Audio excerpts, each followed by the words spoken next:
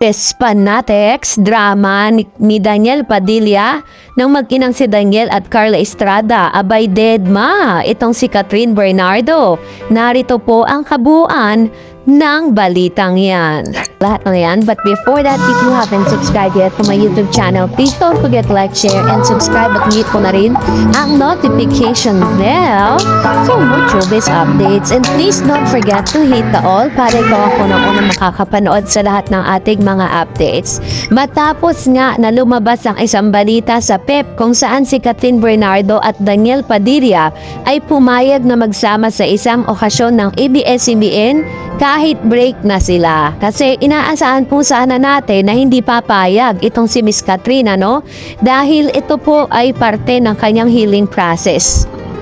At isa rin sa mga nakikita natin na parang isa rin na, kumbaga ang tanong ng marami kasi bakit napapayag si Catherine, ano? At isa rin sa mga nasagap natin at nabasa natin online na tila baga gumagawa po ng paraan itong si Catherine, itong si Mr. Daniel Padilla at ang kanyang ina na si Miss Carla Estrada para po ma-win back ulit yung puso ni Catherine. Dahil talagang sa mga sinabi kasi ni Catherine no, sa kanila pong breakup issue ay nakita natin kung gaano na po pinatigas ng hindi naman siguro ng galit pero parang pinatigas na yung puso ni Catherine dun po sa pangyayari at marami na siyang tiniis dun sa relasyon nila nitong si Mr. Daniel Padilla. If you remember, habang sinusulit yan ni Catherine, hindi natin alam kung ano po yung emosyon na meron siya, diba? Tayo nga lang na mga nagbabasa, sobrang naapektuhan at talagang sobrang nasaktan lahat po ng mga nagmamahal kay Catherine at kay Mr. Daniel Padilla. Pero kakaiba nga ang ginawa ng ABS-CBN. Dahil sila po mismo, ito po yung isa sa mga paglilinaw. Nilinaw po ng kampo ni Miss Catherine Bernardo na pumayag po siya dito po sa okasyon na dapat po nandun si Catherine at si Daniel dahil po sa pakiusap ng network. At hindi po ito dahil sa pakiusap ng mag-inang si Daniel at saka si Carla Estrada. Kasi silang dalawa talaga yung gumagawa ng paraan. Dahil nung una po nga nagkaroon ng parang cheating issue, itong si Daniel, si Carla Estrada rin ang gumawa ng paraan. Nagkaroon po siya ng interview ng inamin niya na kinausap niya itong si Miss Catherine Bernardo patungkol sa issue na yon at sinabi niya na palagpasin yung mga bagay na yon. This time kakaiba na po dahil pumayag si Catherine at ang kampo ni Catherine na umattend po dun sa isang event na yon hindi dahil sa pakiusap ni Daniel kundi ito po ay dahil sa sinatawag na professionalism. Ibig sabihin lang yan, ito po yung ilan sa mga possibilities na kapag po inoperan po ng trabaho itong si Catherine kasama si Daniel, possible po na pumayag yan kung meron silang kontrata na pinirmahan. Pero as of now kasi, ang balita, marami pong nag-o-offer dito kay Catherine ang iba't ibang mga network, iba't ibang ahensya like yung Diba, nag-offer po sa kanya tapos kinakausap din siya ng Crown Artist na pagmamay-ari ni Ma Salvador at ng kanyang asawa na si Rambo Nunez. Pero hanggang sa ngayon, hindi pa rin po siya pumipirma. Ang sabi po ng ilan sa mga showbiz insiders na parang naghihintay daw ng high bidder. Kasi bidding yan Kung sino mas may pinakamalaki, yun ang tatanggapin na syempre, Catherine Bernardo yan Pero ang tanong po ng marami, kamusta naman si Daniel? Parang wala po tayong nababalitaan na may mga offer dito kay Daniel. Possible niya na maiwan siya sa ABS kapag walang mga offer. Pero ito po si Catherine ay nakapag-desisyon na that she's going to sign a contract individually. Hindi niya po kailangan na kasama si Daniel sa isang ahensya na kanyang pipirmahan dahil ito na po yung isa sa mga hakbang niya para tunuyan naman sila talagang parang this time parang talagang buo na ang desisyon ni Catherine na talagang hindi napapasukin sa buhay niya si Daniel. Kung meron ng mga offer, pero as of now, ang isa pa sa mga naririnig nating news at nababasa natin base po sa mga impormasyon ng mga malalapit kay Catherine na tatanggap po siya ng mga proyekto next year early next year. Pero individual po, wala pong collab team, di muna siya tatanggap ng collab team kahit na ipinapartner siya ng ilan sa mga fans ni Catherine na makasama si Alden Richards na magkaroon ng sequel yung kanila pong love story dun po sa Hello Love Goodbye, ano. Pero as of now, nag-iisip pa rin siya.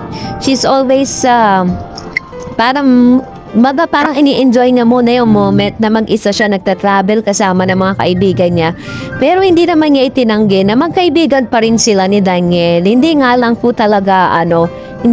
talaga na masasabi na parang may relasyon silang dalawa. Meron nga po mga kumakalat na mga videos na parang lasing na lasing si Daniel at hinahanap itong si Catherine din po sa kanilang live video. Pero base po sa akin pong research na yung video na yun hindi pa po sila break ni Catherine noon. Kaso kinakalat nung sa Facebook na parang hinire-relate sa breakup nila ngayon. Kaya naman sana malinaw po sa ating lahat, ano, dahil talagang wala pa pong plano si Catherine na makipag-ayos dito kay Daniel at sa kanyang ina.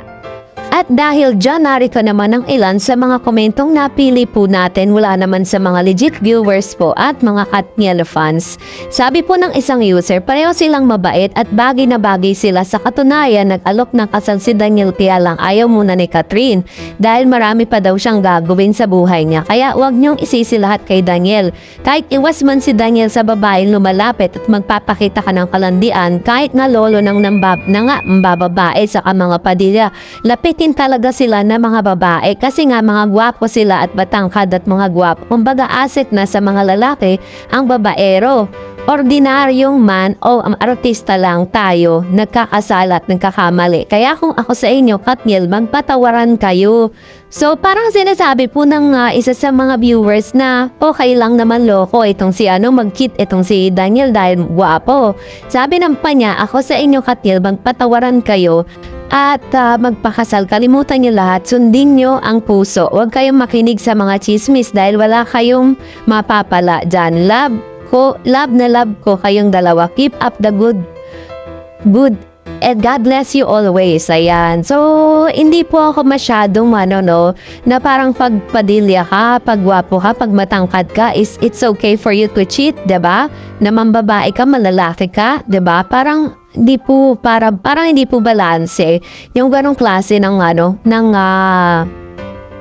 rason para po saktan niya ng ganon si Miss Catherine, wala pong karapatan ni isa man sa kanila na manakit. Sabi naman po ni Eugenio Montalvo, Eugenia, hiyaan na ninyo siya na mas mainam na ang tahimik at kalma, ignore na lang. Sabi nga, ay may tinatawag na karma, kaya hayaan mo na at marami nagmamahal sa iyo. Sa una, masakit at mahirap, basta bigay mo na at i-offer mo na lang kay Lord. Go, go, go. Ayan, ito naman po yung kanyang moving forward na pananalita towards dito po kay Miss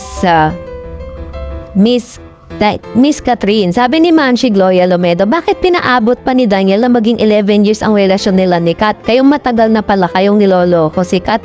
Grabe ang sakit na dinulot mo kay Kat. Ngayon, magsisisi ka.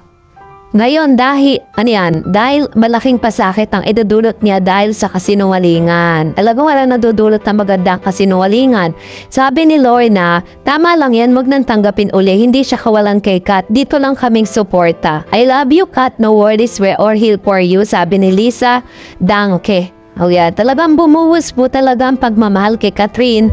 Matapos nga po itong balitang ito, talaga napakasakit naman talaga. Kung gustuhan mo ang video na ito, huwag mo kalimutan mag-like, mag-share, at mag-subscribe. At i-follow mo na rin ang aking Facebook page for more updates. God bless everyone. See you on my next vlog.